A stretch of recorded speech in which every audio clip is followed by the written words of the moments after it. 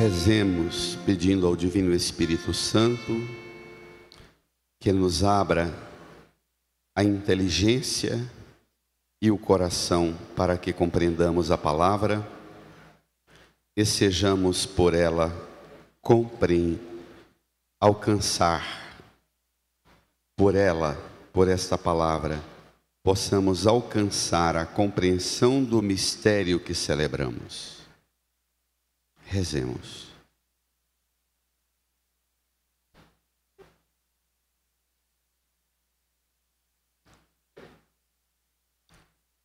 Amém. Feliz Páscoa! Feliz Páscoa! Reage! Feliz Páscoa! Fique de pé e deseja Feliz Páscoa para quem está do seu lado. Saudai-vos! Eu vejo manifestar o poder da criação.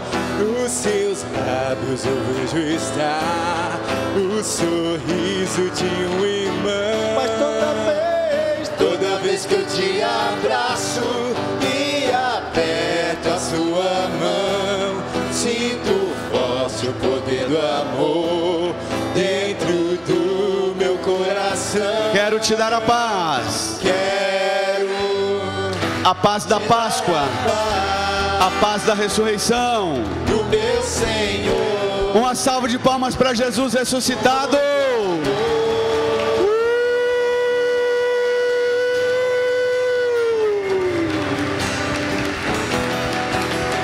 Palmas para Jesus,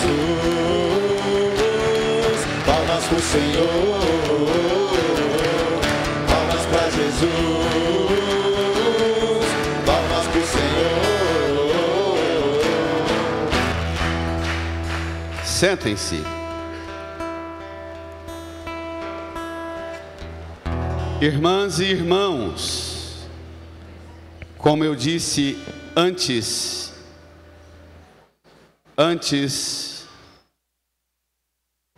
da leitura da palavra, nós estamos diante da notícia mais extraordinária de todos os tempos. O dia que para você esta notícia, este tema, esta graça, o tema da ressurreição de Jesus, a palavra sobre a Páscoa, sobre a ressurreição, os relatos sobre os acontecimentos da vida nova do ressuscitado. O dia que isso para você não causar um aquecimento interno, um ardor no coração, uma iluminação na mente, na inteligência e uma expansão na compreensão da Escritura, o dia que essa notícia da ressurreição não te arder mais o coração, pode ter certeza, a fé cristã não lhe diz mais nada. Porque, organiza a tela para mim aí, porque só essa notícia pode ser um movimento permanente de conduzir você à compreensão da vida, do sentido da vida, da história da salvação, da Bíblia, da Escritura, da igreja, da fé, da existência, da morte, do sofrimento, de tudo. Até a ressurreição, um modo de compreender a existência. A partir da luz do ressuscitado, se abre um horizonte, uma compreensão absolutamente nova e eterna e permanentemente nova. Então não deixe envelhecer nunca essa notícia, nunca. Para que isso não ocorra, voltemos à madrugada original, antes do nosso café da manhã. No seu livreto, abra lá o Evangelho na página 106, desculpe, na página 107, número 12, Evangelho de João, capítulo 20, versículo 1 ao 9.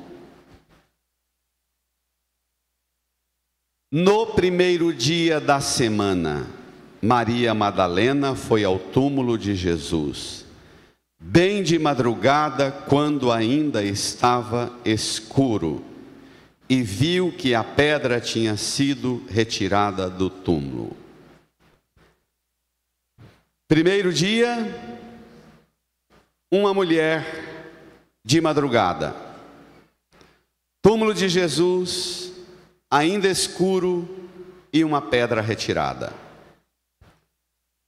3 informações que contrastam com 3 informações. É o começo da semana, o primeiro.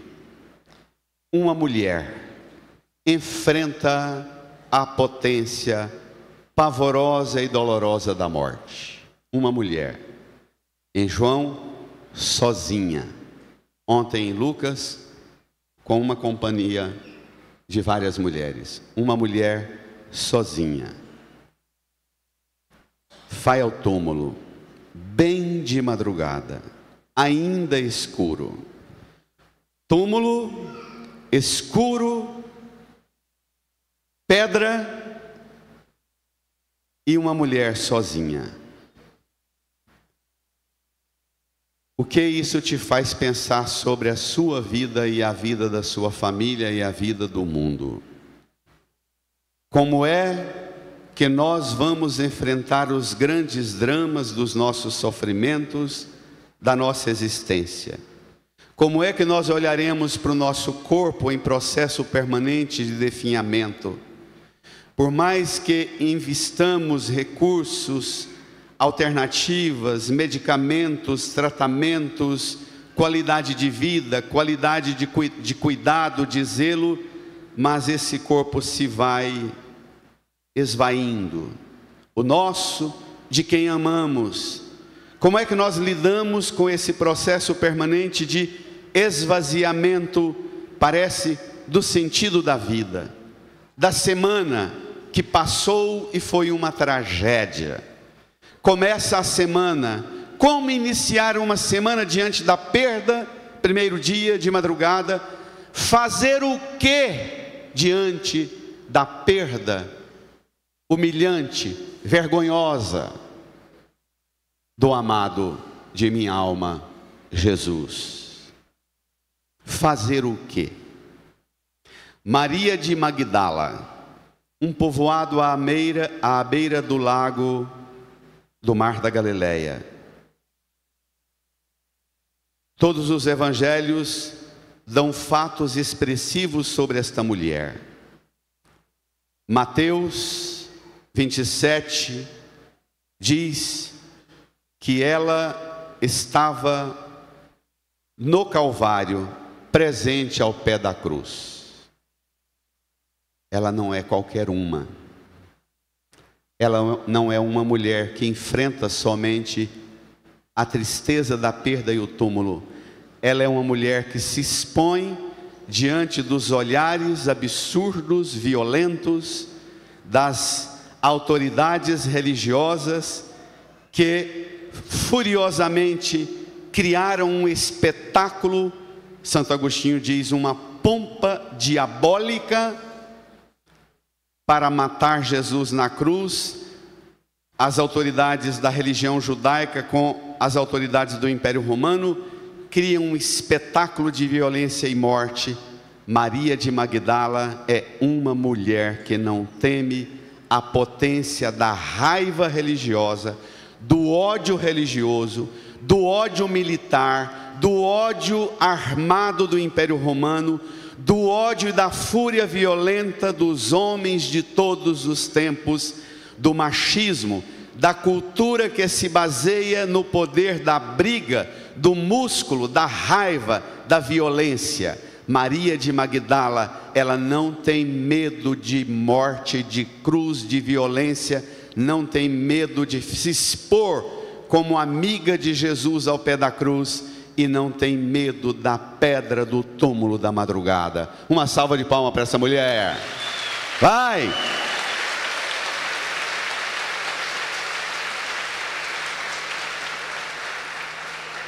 Para vocês mulheres, Para vocês, mulheres que enfrentam a estupidez de nós homens, também na igreja, também a minha estupidez de homem. Para vocês, mulheres que enfrentam a nossa estupidez do machismo, acordando de madrugada e enfrentando a força da morte que nós impomos para o mundo. Nós estamos numa grande crise de varões, uma grande crise de masculinidade. E a crise chegou ao ponto mais bizarro da decadência do modelo do machismo violento, espúrio, nojento, que cria religião e sistema de violência, que purifica o mundo com violência. Nós chegamos ao extremo de agora, com uma nova roupagem de um cristianismo conservador, tradicionalista, fundamentalista e de novo de homens furiosos, raivosos e violentos, achando que nós vamos impor moral no mundo pela força de nossa violência. Mulheres e homens, não permitamos que esta ascensão da estupidez tome espaço em nosso coração, em nossas redes. Amém? Não permitamos ser encabrestados pelas correntes ideológicas dos sistemas que aspiram o pó vencido do músculo de Adão, que pelo pecado e pela violência voltou ao pó pela força da morte do pecado. Mulheres madrugadeiras, mulheres benditas, mulheres que dão conta de enfrentar a potência da morte. Ela viu a pedra, que a pedra tinha sido retirada do túmulo. Versículo 2. Então ela saiu correndo e foi encontrar Simão Pedro e o outro discípulo. Ela foi encontrar Simão, que representa a hierarquia constituída por Jesus, que é responsável a palavra de Pedro para manter a unidade da igreja. Ela foi encontrar-se com Simão e o outro discípulo, que é chamado aquele que Jesus amava. Maria também é chamada, por vezes se traduz do original aramaico e hebraico, Maria por amada. E agora tem um discípulo que nem nome tem, que ele se deu na rebelião com a estupidez do machismo e da violência.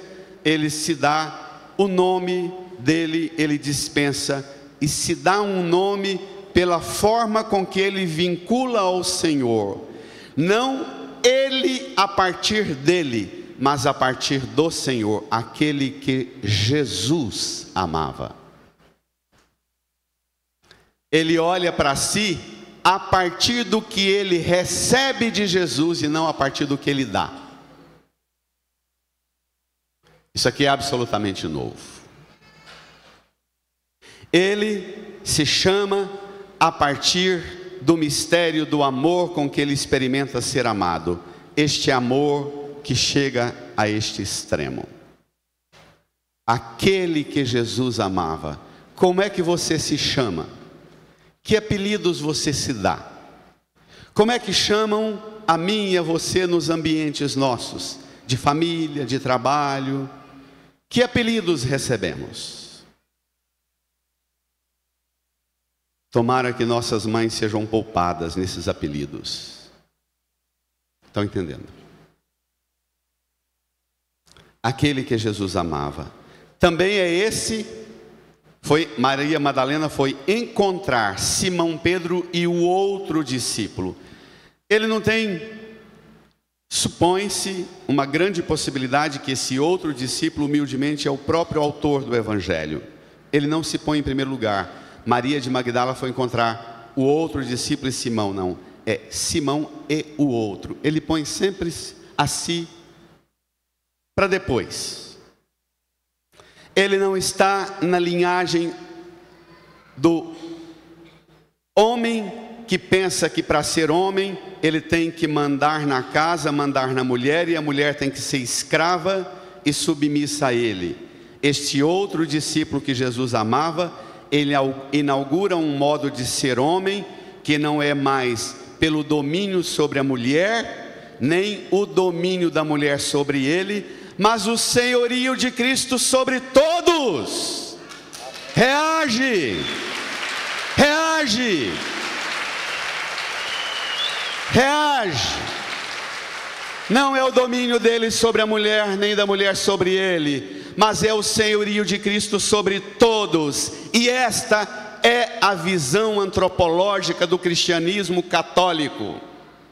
Não é da mulher encabrestada e submissa para cumprir caprichos e satisfazer, complementar homem. Mulher não veio ao mundo para complementar homem, e homem não veio ao mundo para complementar mulher. Nós viemos ao mundo para sermos nós mesmos, mulheres e homens diante de Deus, os amados do Senhor, que não temos outra coisa para dar ao mundo senão o amor com que Ele nos amou. Amém? A isso nós chamamos de que visão antropológica, a filosofia cristã, que conceito de homem e mulher o cristianismo tira da Sagrada Escritura. É este: mulher e homem são aqueles amados pelo Senhor e que vivem como amados do Senhor. É a primazia do amor recebido que põe-nos trabalhando juntos, cuidando juntos dos outros, zelando juntos dos outros, colaborando juntos uns com os outros, mas ninguém submisso a ninguém, mas todos nós submissos ao amor do Senhor. É esse trem que a gente chama de conceito, o que é o homem e a mulher na Bíblia. Esse outro discípulo é, junto com Maria de Magdala, descrito como o único homem ao pé da cruz. Esse é homem, esse é macho, esse é varão. Dá conta de ser homem de um modo novo. Não é o modelo dos outros que se acovardaram, fugiram. Não é o modelo dos outros que tem medo das alianças espúrias políticas e do que depois os judeus vão falar de mim e o Império Romano vai falar de mim, se eu estiver junto com as mulheres ao pé da cruz de um condenado execrado do lado de dois ladrões malfeitores. Esse é homem. Ele não tem honra de fama humana para preservar, mas ele tem um amor que ele recebeu de Jesus, cujo amor o coloca em qualquer exposição de cena, e em nada ele é menos homem, e em nada Maria de Magdala é menos mulher. Em nada. Amém? Isso é ser homem, isso é ser mulher. Pôr-se na cena do sofrimento, da dor, e fazer-se, pôr-se de pé aos pés da cruz e enfrentar. Maria de Magdala viu, saiu correndo. Não é a pressa dos atrasados, não é a pressa dos medrosos, não é a pressa dos ansiosos, é a pressa do amor. Ela corre, ela tem referência, ela vê a cena, o túmulo aberto, e vai ao encontro do que Jesus deixou para ela, a Santa Igreja.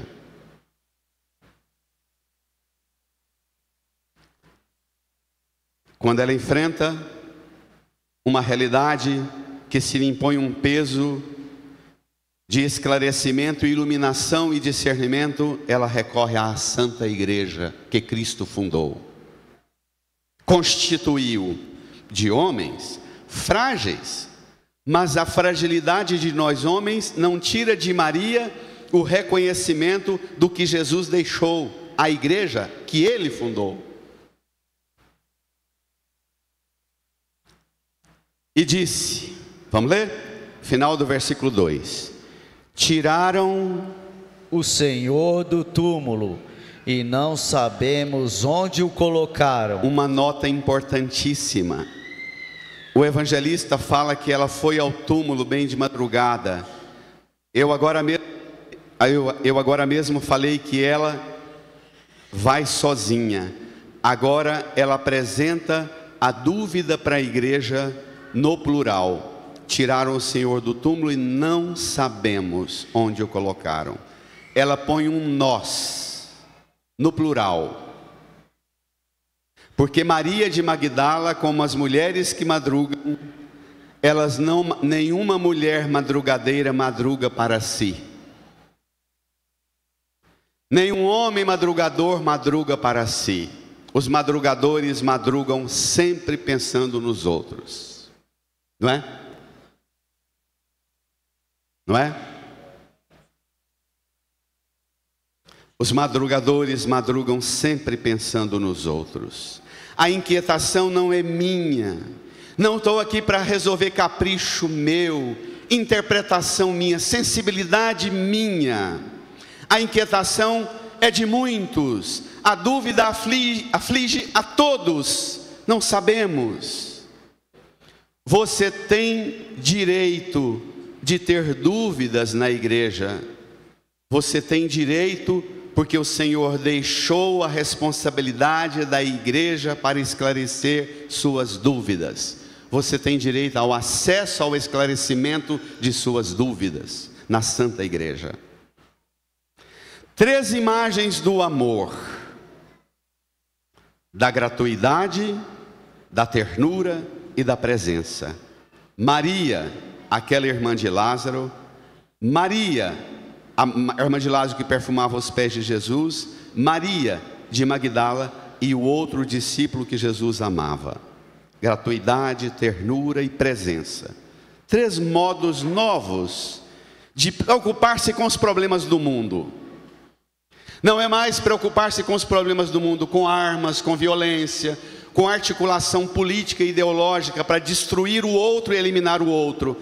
Mas 3 modos de Maria de Magdala, de Maria irmã de Lázaro e o discípulo amado se preocuparem e enfrentarem os dramas do mundo. Maria irmã de Lázaro por baixo da mesa, lavando os pés de Jesus, ungindo com perfumes, enxugando com cabelo. 3 modos de enfrentar os dramas do mundo. Outras armas afetivas, armas de ternura, armas espirituais, armas morais, armas éticas, porque armas do afeto do Senhor. Vai!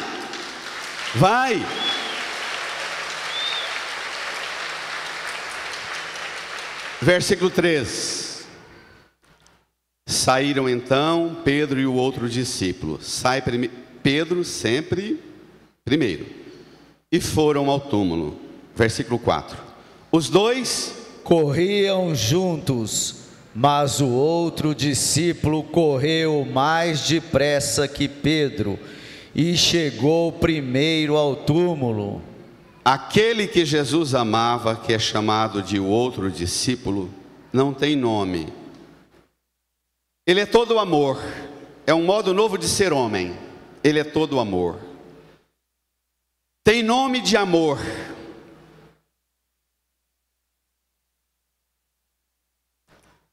Ele sai com Pedro, representando a igreja, depressa, vão ao túmulo.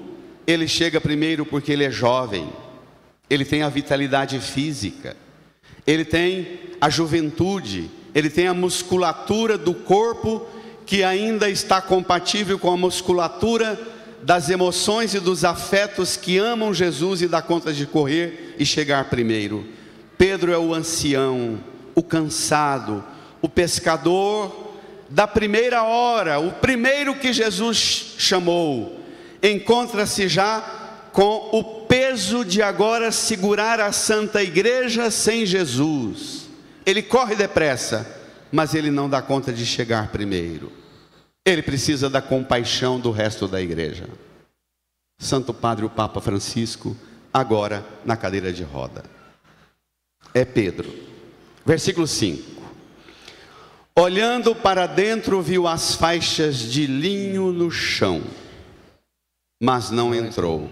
As faixas, em grego, otonia, ou otonia, se refere a faixas em um sentido geral, ou uma peça de linho bastante preciosa para os judeus, utilizada como uma delicadeza e um zelo ritual de envolver os corpos dos sepultados que gozavam de grande estima. Essa faixa, viu as faixas de linho no chão, mas não entrou. Por que ele não entra? Porque ele não é um bisbilhoteiro da internet, como esses jovens nervosos e raivosos da internet, que vivem postando coisas contra os bispos e contra o Papa, contra a igreja, porque acham que são meninos cheios de inteligência, com a capacidade do vídeo das máquinas de registrar erros de membros da igreja e expor as fraquezas da igreja e chamar a atenção do mundo para o que eles consideram o que é de verdade a igreja, e eles expõem e dizem: esse aí não é Pedro, esse aí não é Tiago, João. Ele viu, mas não entrou. Ele não toca a compreensão da fé sem considerar a autoridade da igreja. Como Maria de Magdala, ela recorre à igreja, e ele mesmo, fazendo parte da hierarquia da igreja, lá dentro ele respeita as mediações e há alguém mais alto que ele para responder. Não entrou. Versículo 6. Chegou também Simão Pedro, leiam. Que vinha correndo atrás e entrou no túmulo. Entrou no túmulo. Andou devagar, mas veio com a força necessária para entrar no túmulo. Às vezes, minha gente, é preciso ter mais do que força física para entrar no túmulo e enfrentar o que sobrou lá, não é? Na maioria das vezes em nossas famílias, quem visita os túmulos de nossos parentes são as mulheres, as mães, as esposas, as filhas, na maioria das vezes. Aqui embaixo tem uma cripta cheia de restos mortais, ossos e cinzas. Predominantemente quem desce as escadas para visitar, para trazer restos mortais, são sempre filhas, esposas, mães e alguns homens, varões. Enfrentar a morte não é coisa para qualquer um. É preciso entrar no túmulo com a autoridade, com a base que Pedro recebeu, que não é agora a fraqueza física de Pedro que enfrenta, mas uma unção sobrenatural do Espírito que ele recebeu de Jesus. E esta unção capacita-o para arrastar-se com dificuldade, para ir até a porta do túmulo e entrar no túmulo, para dar à igreja a resposta do que aconteceu lá dentro. Em todos os temas, em todas as realidades. Agora vem a novidade, vamos ver? E entrou no túmulo, ainda no versículo 6. Viu as faixas de linho deitadas no chão. 7, leiam. E o pano que tinha estado sobre a cabeça de Jesus, não posto com as faixas, mas enrolado no lugar à parte. As faixas de linho deitadas sugere um ordenamento. O pano que tinha estado sobre a cabeça de Jesus, não posto com as faixas, mas enrolado no lugar à parte. Me ajude aqui.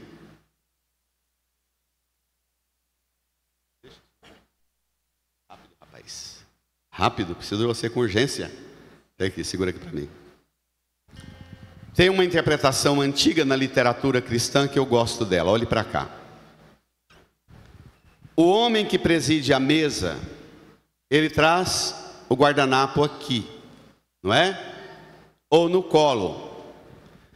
Na literatura clássica, o homem que preside a mesa, se ele tivesse por algum motivo que sair da mesa, para simbolizar que ele não voltaria, que ele está chateado ou aconteceu alguma coisa grave e ele não vai voltar para essa mesa, ele retira e joga. Se ele retira com delicadeza, dobra ou faz, ela que é esperta nisso, mais a Úrsula, enrola com delicadeza e coloca aqui do lado do prato, significa que o noivo foi retirado da festa das núpcias com a sua igreja, a sua esposa. Ele foi retirado, ele foi condenado, ele foi morto, mas ele vai voltar. Ele vai voltar. Significa que a saída dele do banquete pascal, que empurraram-no violentamente até a cruz, a humilhação da cruz, e o rebaixaram às profundezas da terra no túmulo, o pano que estava sobre a cabeça, sobre o rosto, enrolado para dizer: ele vai voltar. Se refere agora à parousia, à escatologia final, à esperança última. Demore o que demorar, aconteça o que acontecer, sobre o que sobrar, mas ele vai voltar. Reage! Vai, Tiago. Aleluia! Vai! Vai! Aleluia. As palmas. Aleluia, aleluia, aleluia. Vai! Aleluia. Vocês! Aleluia, aleluia, aleluia. Aleluia. Homens! Aleluia, Aleluia, aleluia, aleluia. Mulheres! Aleluia, aleluia, aleluia, aleluia. Toda a igreja! aleluia, aleluia, aleluia, aleluia. Uma salva de palmas para o ressuscitado!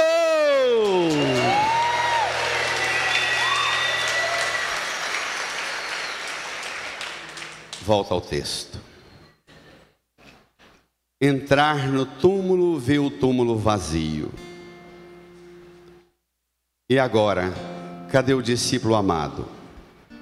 Versículo 8. Então entrou também o outro discípulo que tinha chegado primeiro ao túmulo. Brada a igreja, reage. Ele viu e acreditou. Levante uma mão para o céu e brade. Ele viu E acreditou. Brada a igreja. Ele viu E acreditou. Por que que ele viu e acreditou? Porque dificuldade para acreditar tem quem não experimenta ser amado. Só o amor capacita para crer. Nós achamos que é o tamanho do grito, do berro, da norma, das leis da igreja, das regras, das disciplinas, das normas, e a gente vai aumentando regra na igreja e recuperando e dizendo que temos que voltar à grande disciplina, as normas e as regras. Nós temos que voltar ao fundamento capaz de conduzir ao crer: o amor. Vai! Vai! A autoridade da igreja é a comunicação do amor. A lei deriva de. Quando a igreja dispensa o amor e passa a falar só de regra, norma e lei, é porque ela não tem mais autoridade para falar do amor. Ela não tem qualificação e competência para comunicar que amor é esse com que Ele nos amou. O dia que a igreja recobra a autoridade e mergulha no mistério desse amor, e não fala para o mundo outra coisa senão do amor, o mundo vai perdendo, e a religião vai se tornando feixes de normas e regras para homens estúpidos, armados até os dentes com a fiscalização do comportamento, querendo controlar todo mundo por lei, sem dar nada de amor.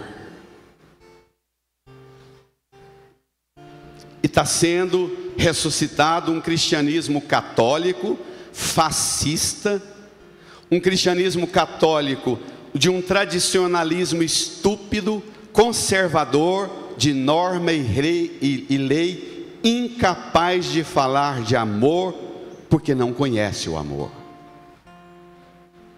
Escora na lei. A lei é degrau, mas às vezes o cristão não é um cumpridor de lei, porque o cristão verdadeiro é aquele que olha para a lei, que é sempre a base do mínimo, que todo mundo tem que cumprir. O cristão não é regulado pelo mínimo da norma da lei. O cristão que vive sobre o regime da graça e do amor, ele sempre dá muito mais do que a lei manda. O cristão não é um anarquista, um amoral sem regra. O cristão é alguém que ultrapassa a norma e a regra, porque o amor é sempre infinitamente mais do que tudo que o pacto da lei exige e pede. Não é não?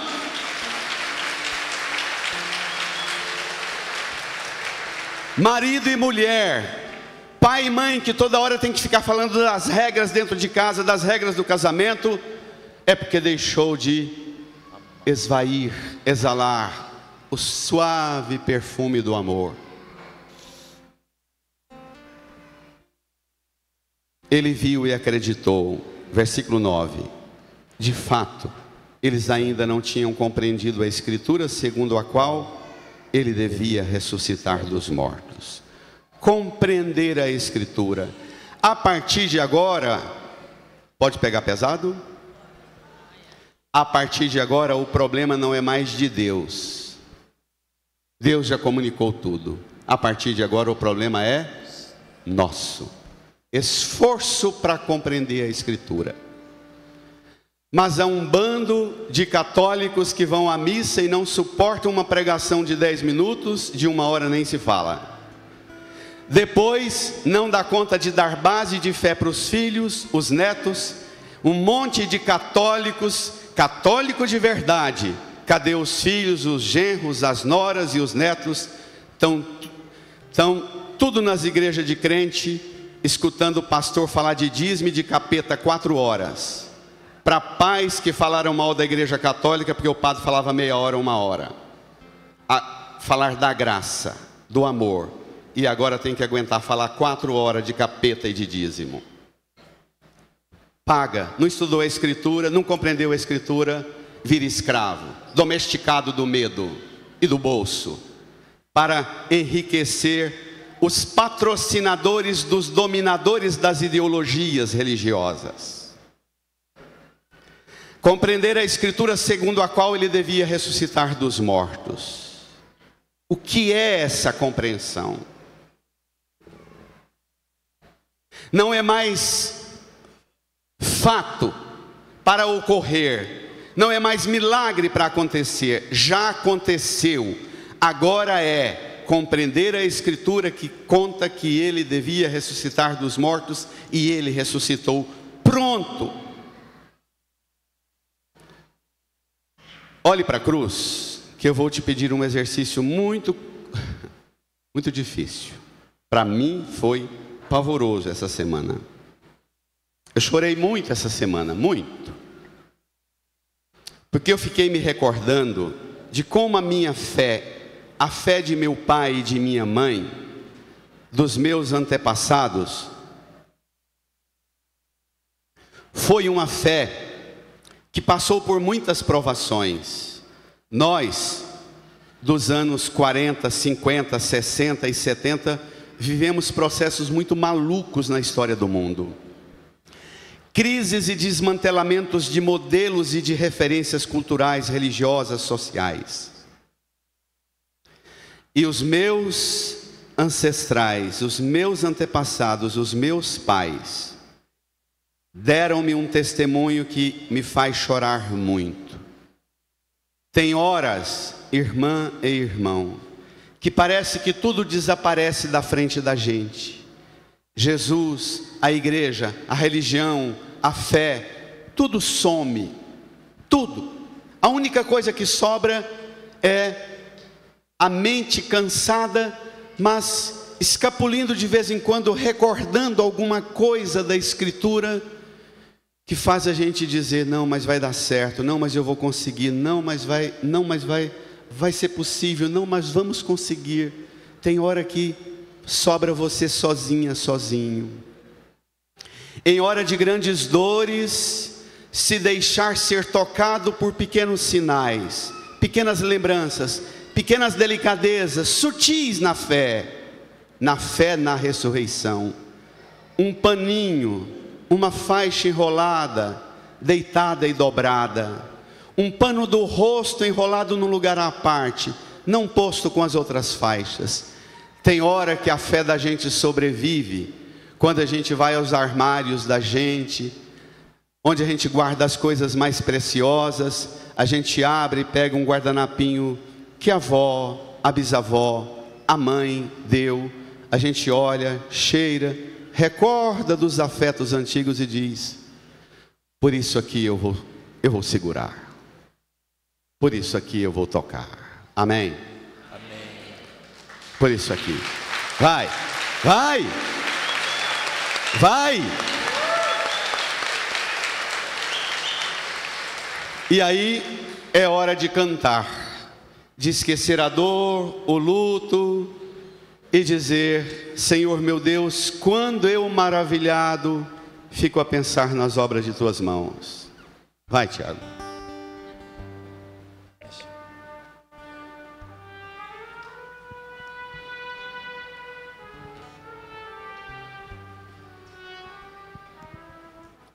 Põe a mão no seu coração, inclina a sua cabeça.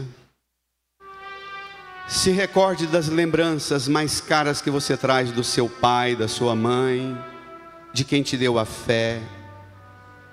Aqueles paninhos de recordações, aquelas faíscas que ativam em você uma vontade de dizer: vai ser possível sim, vai dar certo sim, a vida vai vencer sim, o amor vai vencer sim.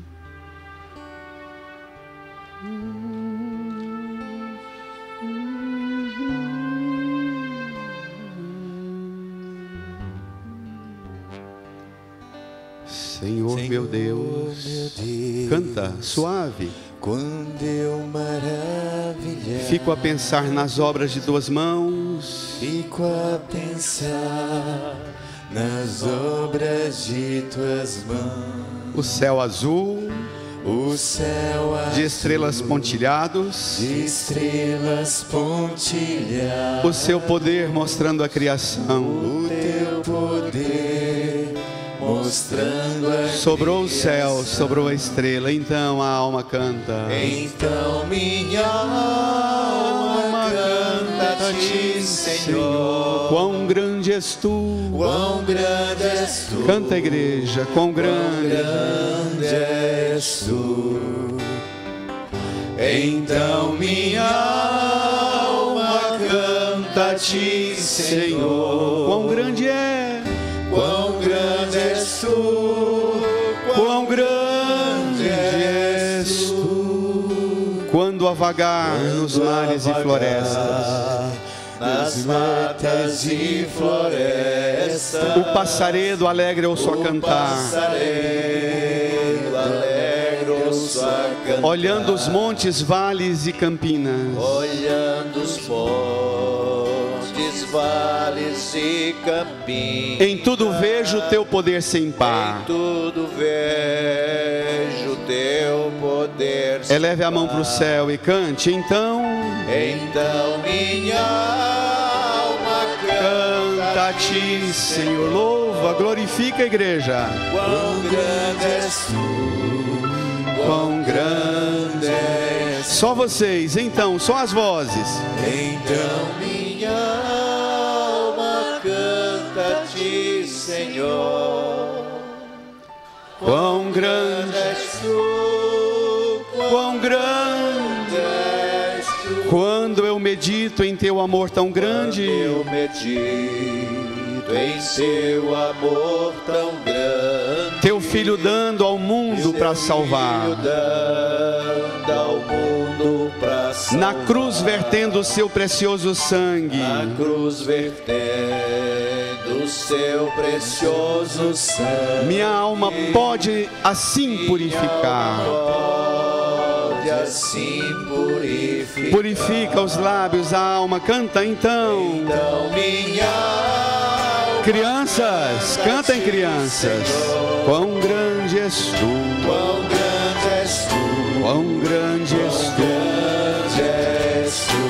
Então, Então minha alma canta a ti, Senhor. quão grande é. Quão grande és tu. E ele vai voltar. Grande és Fique de pé e cante. E quando enfim Então Jesus vier na glória na glória e ao lar celeste então me transportar, celeste, então me o adorarei prostrado e para sempre. Te adorarei, prostrado e para Quão grande és tu, meu Deus, hei de cantar. Quão grande és tu, meu Deus, hei de cantar. As mãos lá no alto, as vozes. Então minha Alma canta a ti, Senhor. Quão grande és tu, quão grande és tu, quão grande és tu. grande és tu. Então minha alma, Então minha alma canta a ti, Senhor. Quão grande és tu, quão grande és tu. quão grande és tu.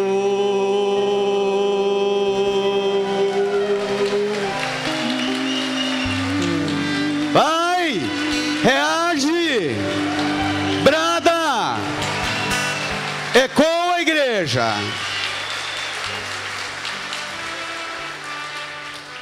Quão grande. Abraça de novo quem está do seu lado. Abraça, deseja paz. Abraça.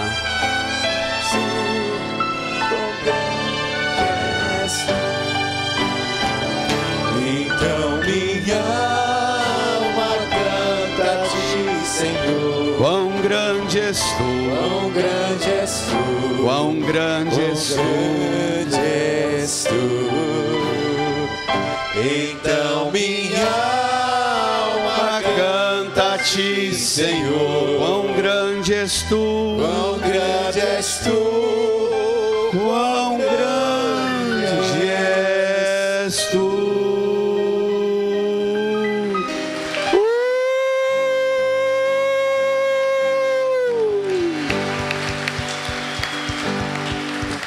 Amém. Vai. Jesus é nosso rei. Reage. Rei, rei, rei.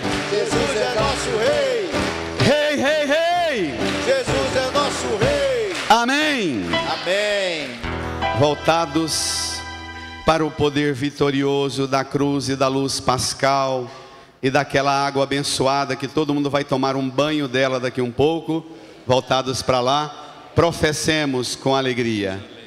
Creio em Deus Pai Todo-Poderoso, Criador do céu e da terra, e em Jesus Cristo, seu único Filho, nosso Senhor, que foi concebido pelo poder do Espírito Santo, nasceu da Virgem Maria, padeceu sob Pôncio Pilatos, foi crucificado, morto e sepultado, desceu à mansão dos mortos, ressuscitou ao terceiro dia, subiu aos céus, está sentado à direita de Deus Pai Todo-Poderoso, donde há de vir a julgar os vivos e os mortos. Creio no Espírito Santo, na Santa Igreja Católica, na comunhão dos santos, na remissão dos pecados, na ressurreição da carne, na vida eterna. Amém. Senta aí ao redor do altar